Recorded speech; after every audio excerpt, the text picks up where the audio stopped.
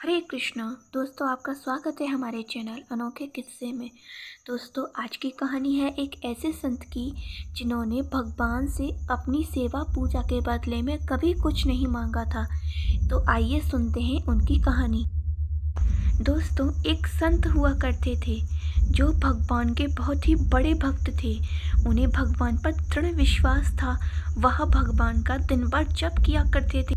वह शरीर से चाहे कुछ भी करते हों, किंतु उनका मन सदैव भगवान के श्री चरणों में ही लगा रहता था। वह इतना जप किया करते थे, इतना जप किया करते थे, किंतु अपने जप के बदले में भगवान से कभी भी कुछ मांगने की आस नहीं रखते थे।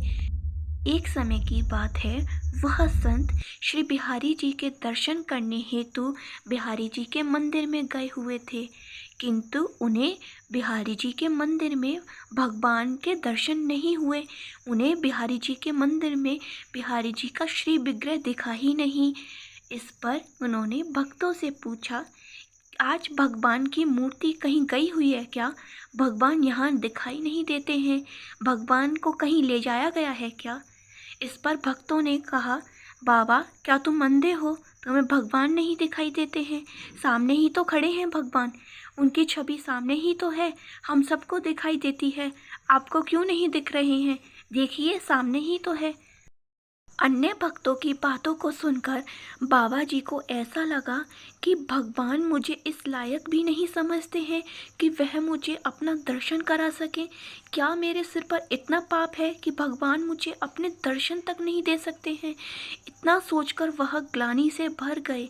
उन्होंने सोचा कि यदि भगवान मुझे इस लायक ही नहीं समझते हैं कि वह मुझे अपना दर्शन दे सकें, तो क्या लाभ इस जीवन का, क्या लाभ इस शरीर का?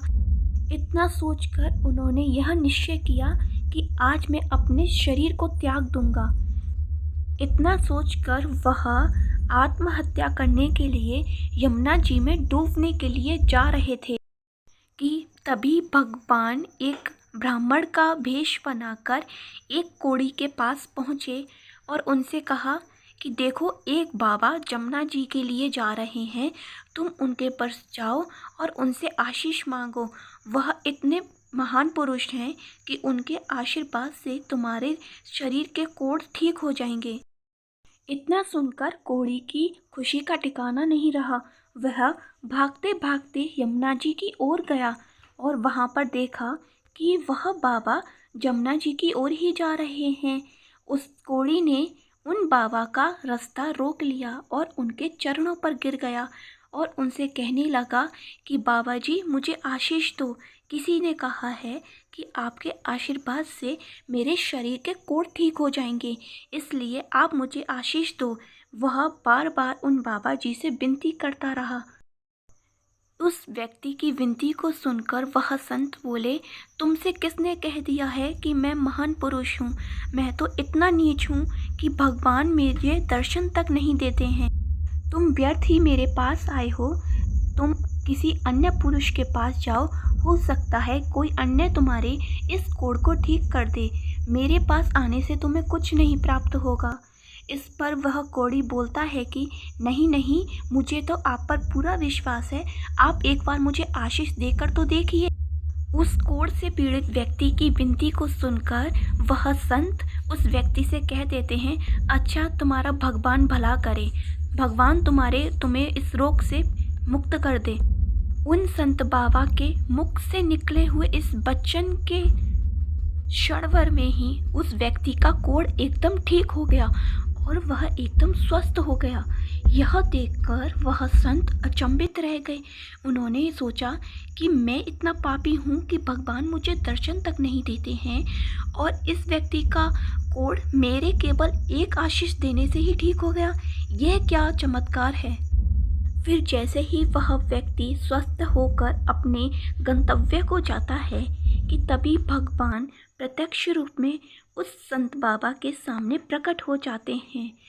वह संत बाबा भगवान को प्रत्यक्ष में आए हुए देखकर उनके चरणों पर गिर पड़ते हैं और रोते हुए कहते हैं कि ये कौन सी लीला है प्रभु आपकी।